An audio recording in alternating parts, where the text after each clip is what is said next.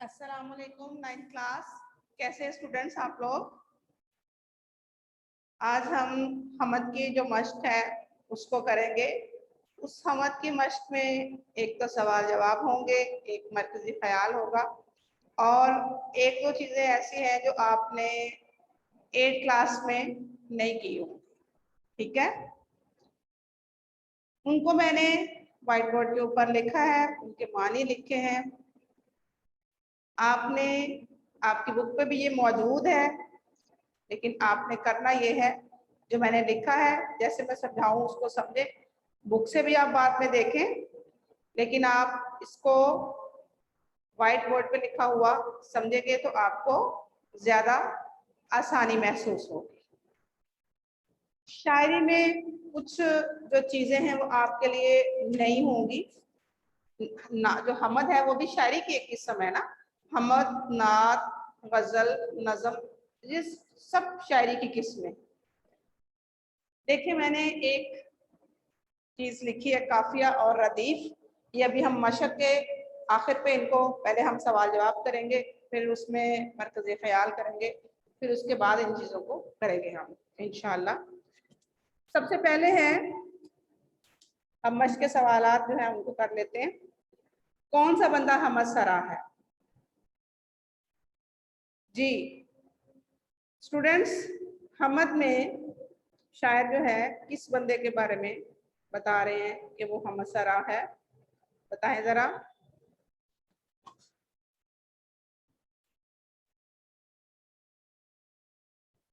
कौन सा बंदा हमद सरा है?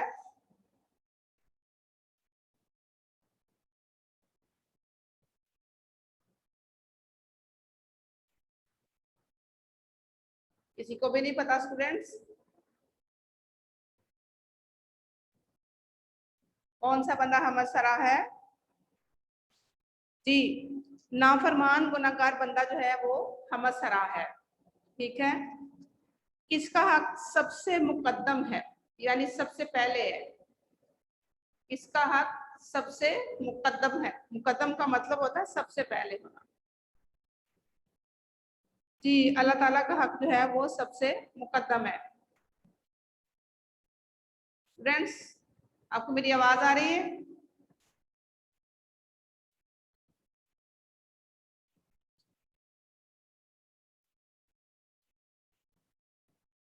कोई भी विलिंग नहीं है जवाब देने के लिए?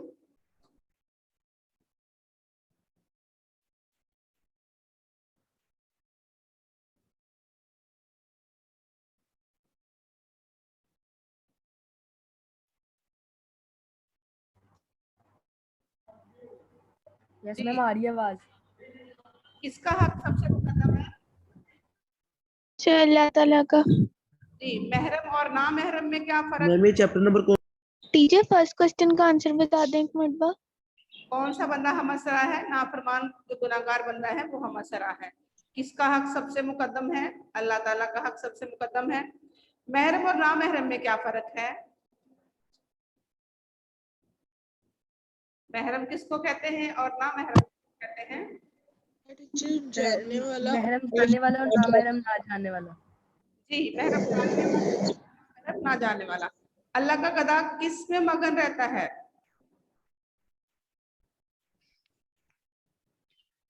अल्लाह का गधा किस में मगन रहता है? कमली में। अल्लाह का गधा अपनी कमली में मगन रहता है। बादे सबा घर घर क्या लिए फिरती है?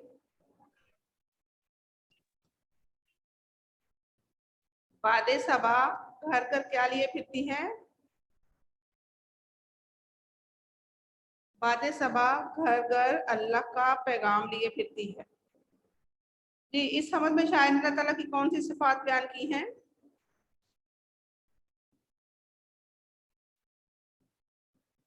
कौन सी सिफात बयान की है शायर ने?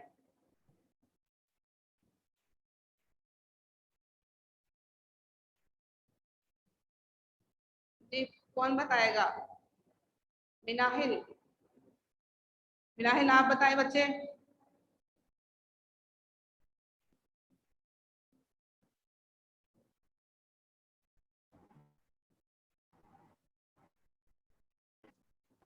जी, अल्लाह ताला की सिफात जो हैं वो शायर ने बयान की हैं। मुहीत है, वो खालिक व मालिक है, वाहिद है, कादिर है। ठीक है,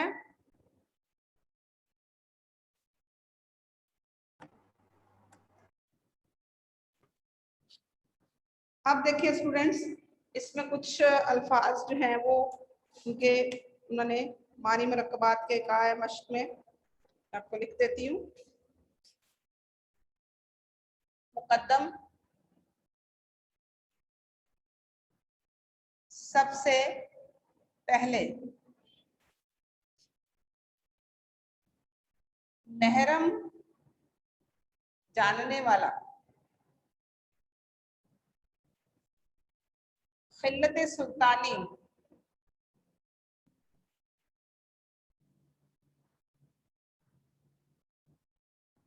शाही नवाज,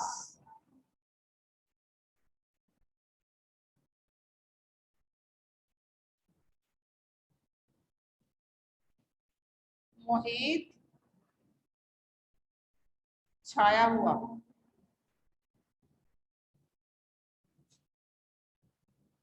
आफाक,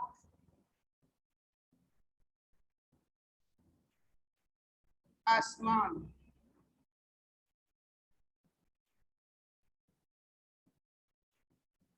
बंदा नाफरमान, गुनहगार बंदा।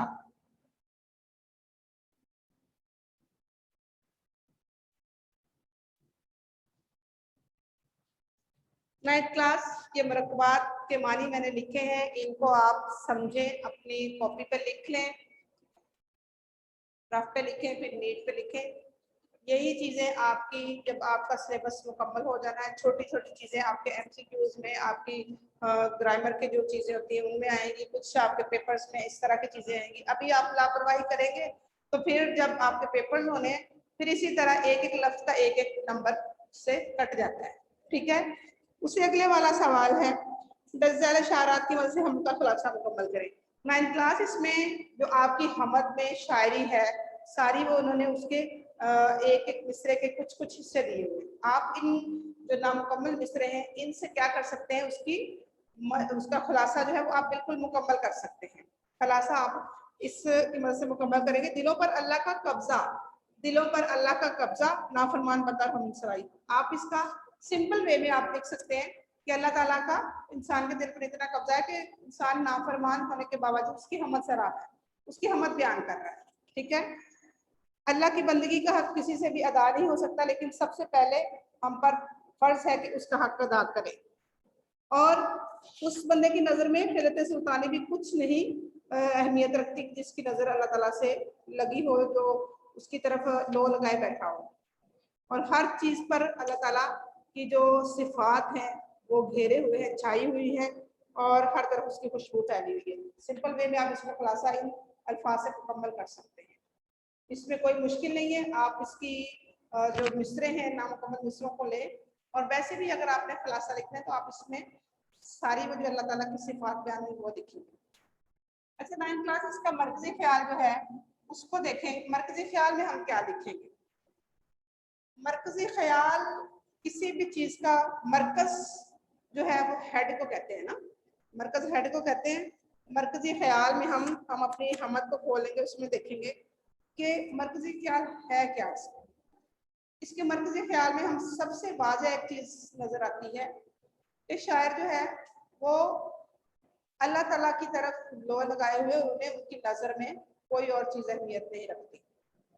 शायर जो है वो अपने आप को गुनाहगार कह रहे हैं, और कह रहे हैं गुनाहगार होते हुए भी अल्लाह ताला की हमद बयान कर रहा हूँ।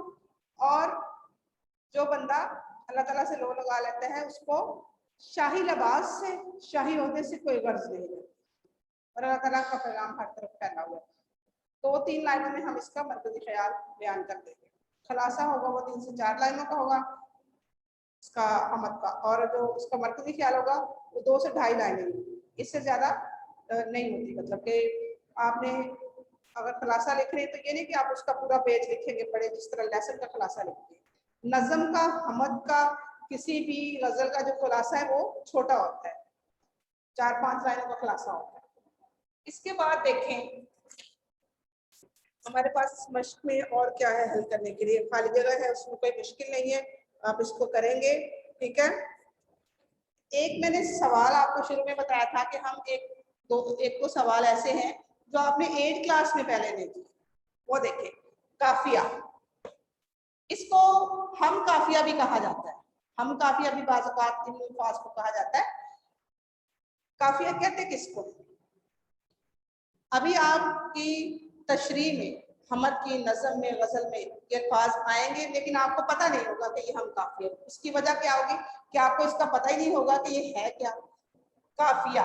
मैंने इसकी डेफिनेशन लिखी है, इसकी जो क्या है, क्या तारीफ इसकी मैंने लिखी है।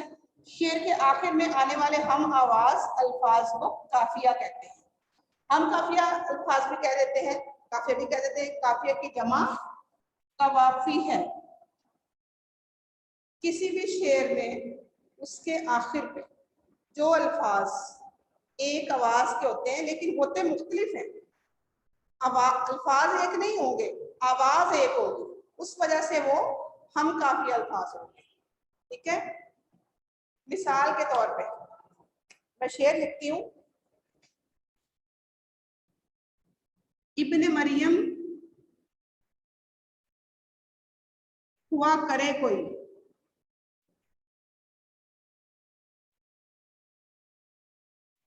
मेरे दर्द की दवा करे कोई। अच्छा 9th क्लास, इसमें अभी जो हम इसके बात करेंगे वो चीज भी शामिल होगी, तो मैं आपको बात कर बताऊंगी। अभी मैं आपसे बात कर रही थी काफिया की, यानी हम आवाज अल्फाज की। देखें, इब्ने मरियम हुआ करे कोई, मेरे दर्द की दवा करे कोई, इसमें दो लफ्ज ऐसे हैं जिनके मानी तो मुख्तलिफ हैं, लेकिन उनकी आवाज एक तरह की है। वो कौन से हैं? देखें, हवा, दवा। हवा मुख्तलिफ चीज है, दवा एक मुख्तलिफ चीज है, लेकिन दोनों के मानी एक है। सॉरी, मानी नहीं, इनकी आवाज एक है। तो ये क्या हुए? काफिया हुए, हम काफिया अल्फाज। हवा, दवा, इनके मानी मुख्तलिफ हैं, लेकिन इनकी आवाज एक तरह की है, इस वजह से ये हम काफिया अल्फाज। अब आपको इसकी समझ लग गई है कि वो अल्फाज जो किसी भी शायरी में एक आवाज के आ रहे हो, वो क्या होते हैं? हम काफिया अल्फाज होते हैं। ठीक है, और उनको काफिया कहते हैं। और इसके साथ साथ 9th क्लास हम रदीफ को भी करेंगे, रदीफ भी है इसमें शामिल। रदीफ किसको कहते हैं?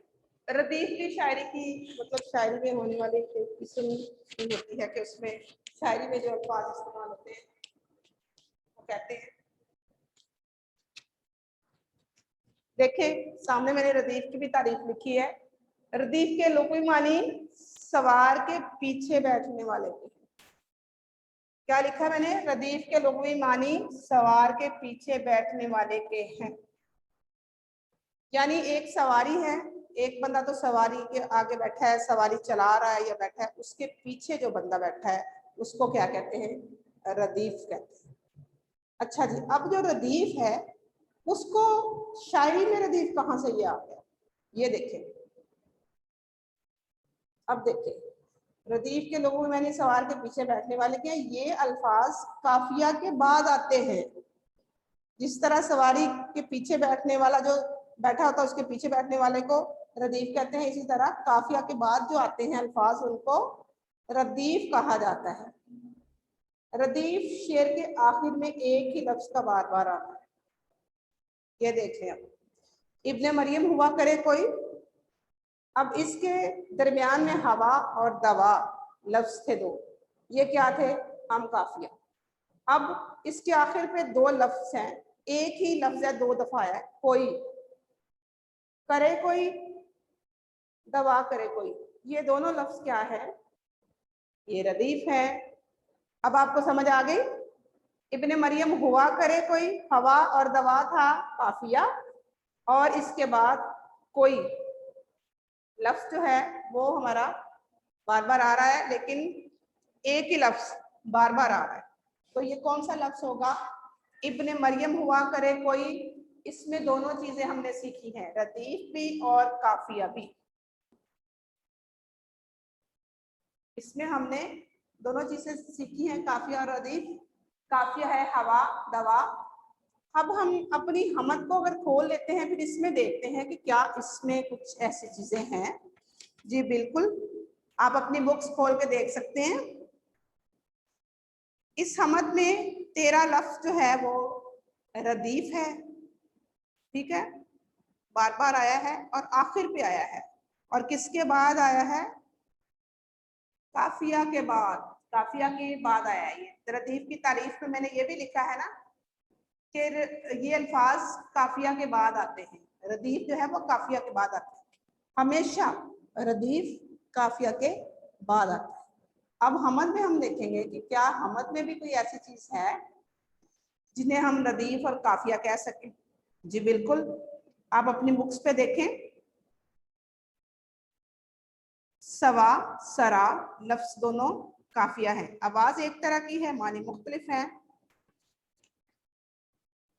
गदा ये भी काफिया है, गिला ये भी काफिया है। सबा, जुदा, इनकी आवाज एक तरह से है ना, मिलती आवाज, लेकिन इनकी जो मानी है वो मुख्तलिफ है। तो ये अल्फाज क्या होंगे? काफिया होंगे। अब इसमें हमने रदीफ देख ली। रदीफ कौन कौन सी है? 13 लफ्ज बार बार इस्तेमाल हो रहा है। सिवा तेरा, मसरा तेरा, अदा तेरा, खुला तेरा। इसमें कौन सा लफ्ज रदीफ है? 13, ठीक है। आपकी बुक्स पे भी इसकी मिसालें मौजूद हैं। मैंने जो मिसाल दी थी वो एक और जो थी नज़म उसमें से मैंने दी थी। इसमें काफिया की मिसालें दी हुई हैं। दिल ना तुझे हुआ क्या है, आखिर इस दर्द की दवा क्या है। जी, हवा और दवा, इसमें भी वही दोनों लफ्ज। मेरे वाले शेर में भी इब्ने मरियम हुआ करे कोई हवा और दवा था, इसमें भी हवा। इसमें वही लफ्ज दोनों आए हैं और वो काफिया की सूरत में आए हैं। अच्छा जी, अब इस जो इसमें अशार लिखे, इसमें हम देखते हैं क्या इसमें कोई काफिया भी है और रदीफ भी है। इसमें क्या है? ये रदीफ है, हवा और दवा ये हम काफिया अल्फाज हैं। माजरा, दवा, हवा, दुआ ये लफ्ज हम काफी हैं। इनकी आवाज एक तरह की है और इनकी जो मानी है वो मुख्तलिफ है। रदीफ की मिसालें आगे आपकी बुक पे दी हुई हैं। कोई उम्मीद बर नहीं आती, कोई सूरत नजर नहीं आती। नहीं आती जो लफ्ज हैं वो क्या है? वो रदीफ हैं। और वो आए किसके बाद हैं? काफिये के बाद आए हैं। बर, नजर, भर, पर, ये चारों लफ्ज जो हैं ये काफिया है, उसके बाद ये रदीफ आए, ठीक है। 9th क्लास आपने इसकी जो मरकजी ख्याल है वो आपने लिखना है अपने कॉपीज पे। इसके सवाल जवाब लिखेंगे। इसको जो रदीफ और काफिया है इसको आप अपनी बुक पे भी कर सकते हैं। अपनी बुक पे आप लेड पेंसिल से कर लें तो साथ लिखा होगा, जब भी आपकी नजर पड़ेगी आपको याद रहेगा और आपको समझ आता रहेगा, ठीक है। इतना मुश्किल काम नहीं है, आप मुश्किल ना समझा करें, बस किया करें। और जब करते नहीं हो तो फिर मुश्किल लगता है। Okay, clear.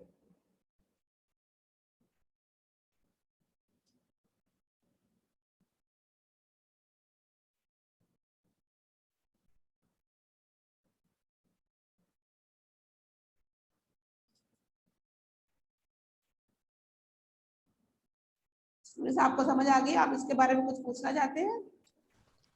काफी और रदीफ की डेफिनेशन कॉपी पे करनी है? नहीं, थोड़ी सी डेफिनेशन आप अपनी बुक पे कर लें तो बेहतर है। आप इसका सवाल जवाब और इसका मतलब ख्याल आप teacher, excuse me teacher, friends, excuse me teacher, teacher वो शेर नंबर 7 चल रहा है कि नहीं? क्या कह रहे हैं? जो शेर नंबर 7 है वो करना है कि नहीं? नहीं, वो तो मैंने समझाने के लिए आपको लिखा है ना, वो बस मैंने आपको समझाने के लिए लिखा है। ये आपकी बुक पे भी मौजूद है, ये मैंने मिसाल दी है। आपकी बुक पे दूसरे शेर मौजूद है, ये मैंने आपको मिसाल के तौर पे लिखा था। तो लेकिन आप लिख सकते हैं, अपने समझने के लिए लिखना है तो आप लिख लें।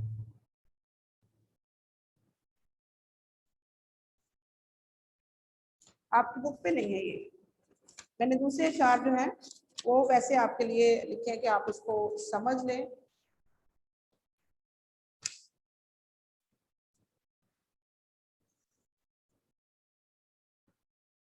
आपको समझ आ गई है? आपने अच्छा सा इसको लिखना है, लिखने से आपकी लिखाई भी बेहतर होगी और आपको लफ्ज समझ भी आएंगे, लिखना भी सीखेंगे। अल्लाह हाफिज।